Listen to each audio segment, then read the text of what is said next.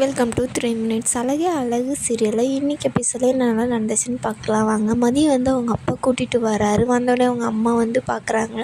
என்னாச்சுங்க, உள்ளே போய் பேசிக்கலாம் வான்னு சொல்லிட்டு எல்லாருமே போகிறாங்க. போனோடனே என்னங்க ஆச்சு அப்படின்னா, ஃபஸ்ட்டு அவளுக்கு சாப்பாட்டு போடு அப்படின்னோடனே சாப்பாடு எடுத்துன்னு கொடுக்குறாங்க. நீங்கள் எல்லாருமே சாப்பிட்டீங்களா அப்படின்னு சொல்லிட்டு கேட்குறாங்க. நாங்கள் சாப்பிட்டோம், நீ சாப்பிடு அப்படின்னு சொல்லிட்டு சொல்கிறாங்க. சாப்பிட்ட உடனே இன்னொன்று எடுத்துகிட்டு வரவா? இல்லை வேண்டாம், சரி நீ போய் தூங்கு போ அப்படின்னு சொல்லிட்டு அவங்கள படுக்க அனுப்பிச்சிட்றாங்க.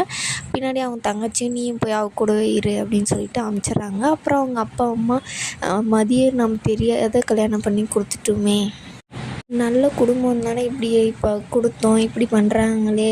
மதியம் நான் போகும்போது வெளியே உக்காந்துருந்தால் மாப்பிள்ளை உள்ளே அவளுக்காக ஒன்றுமே பேசாத இருந்தாங்க. நம்ம போன பின்னாடி அவளை மன்னிப்பு கேளுன்னு சொல்லிட்டு எப்படியெல்லாம் டார்ச்சர் பண்ணியிருப்பாங்க அப்படின்னு சொல்லிட்டு அவங்க அப்பாவும் அவங்க அம்மா அழ ஆரம்பிச்சிடுறாங்க. அதுக்கப்புறம் சுரேஷோட அம்மா அப்பாவை காமிக்கிறாங்க. காமிச்சோடனே அவங்க 2 பேரும் பேசிட்டே இருக்காங்க. எப்படியும் அவங்க அப்பா கூட்டிகிட்டு போனார், இல்லைன்னா விடிய அங்கேயே உக்காந்துக்கிட்டு போராட்டம் பண்ணியிருப்பா அப்படின்றாங்க. நீ போய் சுரேஷை கூப்பிட்டு போ அப்படின்னு சொல்லிட்டு அவங்க அம்மா கிட்ட சொன்னோடனே அவங்களும் போய் சுரேஷை கூப்பிட போகிறாங்க. வந்தோடனே பார்த்திங்கன்னா, அப்பாவுக்கு எப்பயும் 1 மாத்திரை தானே போடுவார், இப்போ 2 மாத்திரை போடுறாரு பிபிக்கு அப்படின்ற மாதிரி சொல்கிறாங்க. ஹாஸ்பிட்டல் போகலாமா அப்படின்னா, இல்லை வேண்டாம் அப்படின்னு சொல்லிட்டு கேட்குறாங்க. நீ ஏன் இவ்வளோ நாள் ஆகுது கல்யாணம் ஆகி, நீ ஏன் நம்ம வீட்டோட இதெல்லாம் சொல்லி அவகிட்ட சொல்லலை அப்படின்னா, நான் பேச ஆரம்பித்தேன்னா 1/2 மணி நேரம் பேசுவா, இதை சொல்கிறதுக்கு உனக்கு வெக்கமாகவே இல்லை அப்படின்றாங்க. சுரேஷ் பார்த்திங்கன்னா அமைதியாகிடுறாங்க. இல்லைப்பா, எது பேசினாலும் ஏதாச்சும் ஒன்று பேசிகிட்டே இருக்காளே அப்படின்றாங்க. அதுக்காக நீ விட்டுறக்கூடாது, உனக்கு கீழே தான் இருக்கணும். பாரு, பாக்கியராஜ் கீழே தான் இருக்குது, ஏன் மாப்பிள்ளை ரேவதிக்கு கீழே தான், ரேவதி அவருக்கு கீழே தான் இருக்கணும் அப்படின்னு சொல்லிட்டு எல்லாருமே சொல்கிறாங்க. அடுத்த டைம் அவள் இந்த வீட்டுக்கு வரும்போது உனக்கு கீழே தான் அவள் இருக்கணும், நீ சொல்கிறத மட்டும் தான் அவள் கேட்கணும் அப்படின்னு சொல்லிட்டு அவங்களுக்கு சொல்லி கொடுத்துட்டு இருக்காங்க.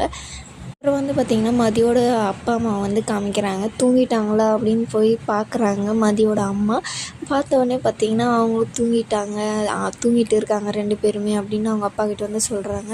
தெரியாத கல்யாணம் பண்ணி வச்சுட்டுமே, அவள் பாட்டுக்கு அவள் வேலைக்கு போயிட்டு இருந்தால், இந்த கல்யாணத்தில் கொஞ்சம் கூட விருப்பம் இல்லாமல் தான் அவள் கல்யாணம் பண்ணா, நம்ம விட்டுருந்துருக்கணும் அவளை அப்படின்னு சொல்லிட்டு இப்போ பேசிகிட்டு இருக்காங்க.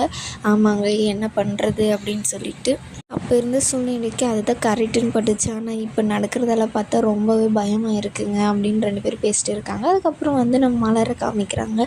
இன்னுமே நீங்கள் சுயநலம் இல்லாமல் இருக்கீங்க, உங்கள் மாதிரி சுயமரியாதை இல்லாமல் இருக்கீங்க அப்படின்னு சொல்லிட்டு அதெல்லாம் நினச்சி பார்க்குறாங்க.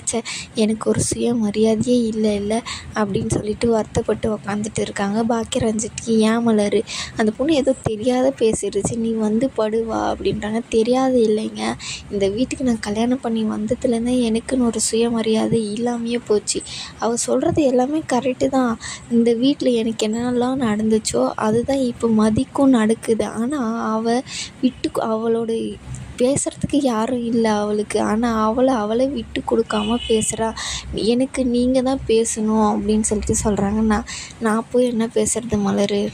அவங்களுக்கு போர் அடித்தா எங்கள் அம்மாவை கூப்பிட்டு பேசுவாங்க, கேவலமாக பேசுவாங்க. என் தம்பியை எதுக்கு அடிக்கிறாங்கன்னே தெரியாத அடிக்கிறாங்க. இதெல்லாம் நான் கேட்டிருக்கணும். அவங்க மன்னிப்பு கேளுன்னு வாயை திறந்து சொல்கிறதுக்குள்ளே நான் மன்னிப்பு கேட்டுடுறேன். அதுதாங்க நான் செஞ்ச பெரிய தப்பு. மாதிரி எல்லாத்துக்குமே எதிர்த்து பேசியிருக்கணும், என்ன சுயமரியாதையாக நான் இருந்திருக்கணும் அப்படின்னு சொல்லிட்டு ரொம்பவே வருத்தப்பட்டு பேசுகிறாங்க. பாக்கியராஜுக்கு என்ன பண்ணுறதுனே தெரியல. அவங்களும் சொல்லிட்டு இருக்காங்க, நான் என்ன பண்ணுறது மலர், வீடுனா அப்படி தானே இருக்கும் அப்படின்னு சொல்லிட்டு நீங்கள் இதே சொல்லுங்கள், எப்பயுமே இதே சொல்லுங்கள். இந்த வீட்டுக்கு கல்யாணம் ஆகி வந்ததுலேருந்து நம்ம கல்யாணம் இப்படி ஆச்சு அப்படி ஆச்சுன்னு சொல்லிட்டு குத்தி காமிக்கிறாங்க. நீங்கள் அதிலே பேசலை, இப்போ போய் எனக்காக நீங்கள் போய் என்ன பேச போகிறீங்க அப்படின்னு சொல்லிட்டு ரொம்பவே வருத்தப்பட்டு பேசுகிறாங்க. சரி படு மலர் அப்படின்னு சொல்லிட்டு அவங்கள கன்வின்ஸ் பண்ணி படுக்க வச்சிட்றாங்க. காலையில் இருந்தவொடனே பார்த்திங்கன்னா, பாக்கியராஜ் தூங்கியிருக்கவே மாட்டார். இப்போ ஓகேவா மலர், நீ ஓகேலாம் இல்லை, நைட்டு எப்படி இருந்தனோ அப்படியே தான் இப்பயும் இருக்கேன், இன்னுமே நான் ஆகலை அப்படின்னு சொல்லிட்டு அவன் வந்து பாக்கியராஜ் கிட்ட பேசிட்டு இருக்காங்க. அதுக்கப்புறம் அவர் சொல்கிறாரு, நீ தானே சொன்ன மலர், நம்ம வீடு நம்ம அத்தை மாமா அப்படின்னு தானே நீ சொன்ன, அதுக்காக விட்டுரு அப்படின்னு சொல்கிறாங்க. அப்படி விட்டு தாங்க நான் இப்படி இருக்கனே அப்படின்னு சொல்லிட்டு ரொம்ப வருத்தப்படுறாங்க.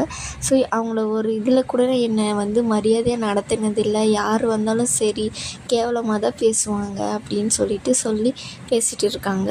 பாக்கியராஜுக்கும் என்ன பண்ணுறதுன்னு தெரியல. மலரை வந்து என்ன பண்ணி பேசி சமாளிச்சுட்டே தான் இருக்கார். ஆனால் அவங்களுக்காக பேசுகிறேன் நானுன்னு சொல்லவே இல்லை. இதோடு இந்த எபிசோடு வந்து முடியுது. மறக்காமல் ஒரு லைக் அண்ட் சப்ஸ்கிரைப் பண்ணிடுங்க.